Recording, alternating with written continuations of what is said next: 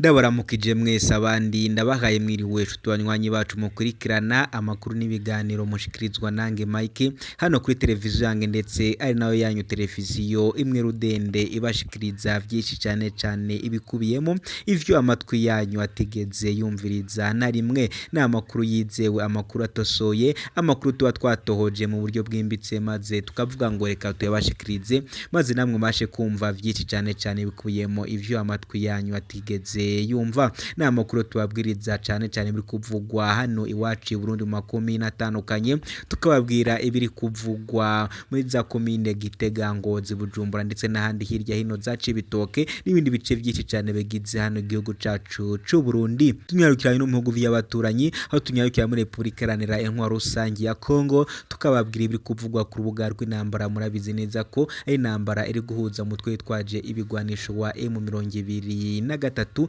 ndetse n'ingabo z'igihugu za FARDC. Tubabwira ariko nyene n'ibiri kuvugwa mu gihugu c'u Rwanda, Tanzania, Uganda ndetse n'ahandi hirya hino muri Afrika, ndetse tukababwira n'ibiri kuvugwa mu bihugu vyo makungu ya kure cyane mu bihugu vy'ibiyaga binini. Reka ndakengurukire wowe wahejeje gufyonda sabone, wowe wamanutse hasi kwa jambo ko mutwanditseho sabone ugafyonda ko, ariko mera ko ndasaba nawe utarafyonda sabone ko wamanuka hasi kwa jambo ko mutwanditseho sabone ugakanda ko, wamara gufyonda wakwa jambo kanditseho sabone kandi wakomeza udusangiza n'ibitekerezo. Ariko unyarukira no hirya gato naho hari akazugira no ugafyonda ko kandi ngo tuye turabasha kubana 5 kuri 5.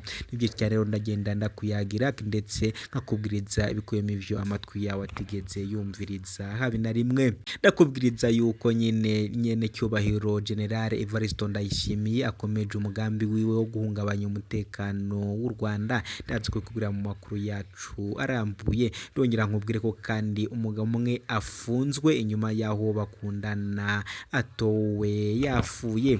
Ntabwo ari ivyo ngivyo gusa, ariko ndakubwira ko umugambwe CNDD-FDD wemerewe inzoka, akaha inzoka bita Kiki Savana Karibu, bakavuga ko zemewe n'amategeko kandi zishobora konona amagara y'abantu. Ntabwo ari ivyo ngivyo gusa, ariko ikiziga c'umuntu w'imyaka 18 caratowe muri komine Muhanga mu ntara ya Kayanza. David ko ashobora kuba ari gitondo cyangwa se nimugoroba banye naho twumviriza uherereye, ariko nacato mudafata iminota yawe tarenze 10 cyangwa 15 gusa ngo umvire byinshi amatwi yawe atigeze yumva. Amakuru arambwe ni mukanya gato ya cyane kuri mikronje uba uriko urumviriza. Ndi Bunyoni umugenzi, uhawe ikaze.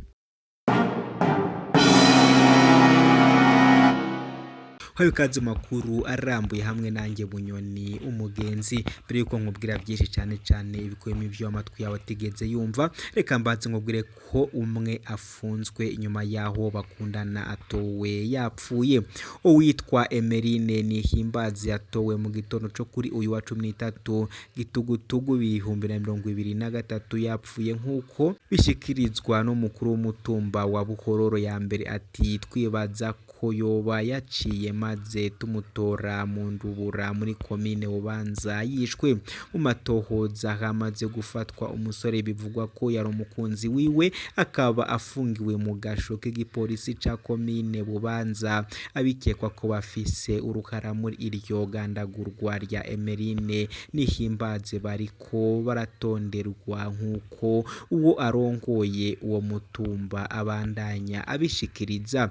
Uwo mukobwa yarafise imyaka 19, yaba ku mutumba wa Buhororo ya mbere mu gacimbiri ka Mugongo, n'abamubonye ubwa nyuma ngo bamuherutse ku ishure shingiro rya Mugongo. Abavyeyi buwo biyitavye Imana basaba ko abagize uruhara muri ubwo bubisha bo bihanirwa. Urumva ko nyene ni byinshi cyane, ndetse akaba hafashwe umukosore bakundanaga, ndetse akaba biri kuvuga yuko yoba ari we wagize uruhare rukomeye cyane mu gupfa kuwo mwigeme. Hani wace Burundi nyene muramenyereye ko hakomeza haba amapfagi atandukanye, abantu benshi bagenda bapfa mu buryo butumvikana.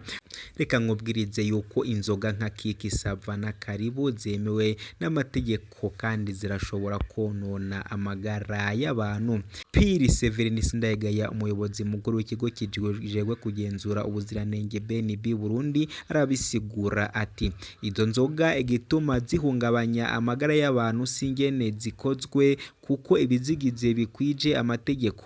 Ikibazo nuko zigurwa amafaranga make ziherezwa n'abantu bato bato, rero bakazihereza batazi ingene bo kwigerera, kandi benshi bazinywa bahura n'ibibazo n'abazinywa mu ndasa.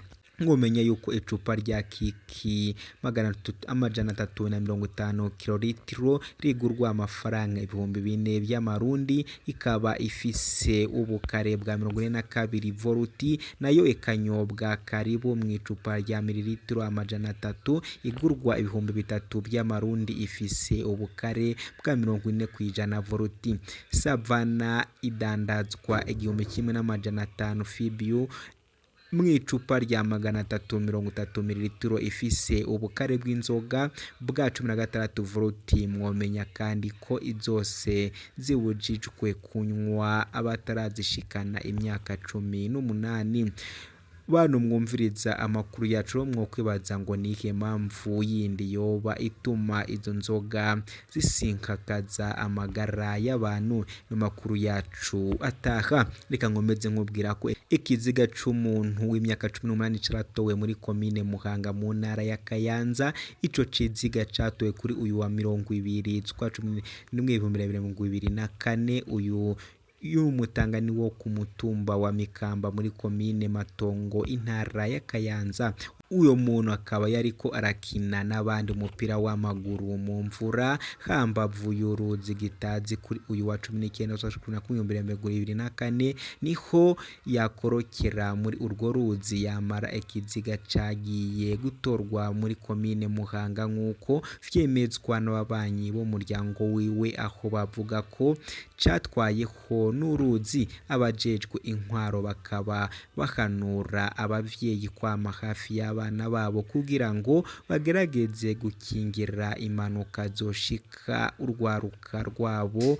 Murabona hakorwa iki kugira ngo nk'izo zikingwe? Ntabwo ari ivyo ngivyo gusa, ariko nanone ndakubwiriza yuko hariya General Guillaume Bunyoni, ntabwo ari ivyo ngivyo gusa, ariko nanone ndakubwira yuko hakomejwe gukorwa ibikorwa bitari vyiza byo guhungabanya umutekano w'igihugu cy'ababanyi cy'u Rwanda. Gusa haracyakorwa amatohoza akomeye cyane ngo tumenye ico bakire gutera guhungabanya uwo mutekano w'ababanyi. N'ibyicaniro biriko biberaho nyene. Ndakomeza ndagusaba gufyonda sabone niba utarafyonda sabone. Gufyonda sabone no kumanuka hasi ku kajambo k'umutuku nyene, kandi zo sabone ugafyonda ko wamara kubikora ukomeza usangiza n'ibitekerezo. Ntabwo ari ivyo ngivyo gusa, ariko nyine bitewe naho uba utwumviriza uherereye, uragiye urabasha kubana 5/5. Amakuru yacu nakagaruka ikambe ndasubikiye ahangaha, gusa mukomeze mu natwe kandi turabakunda cyane.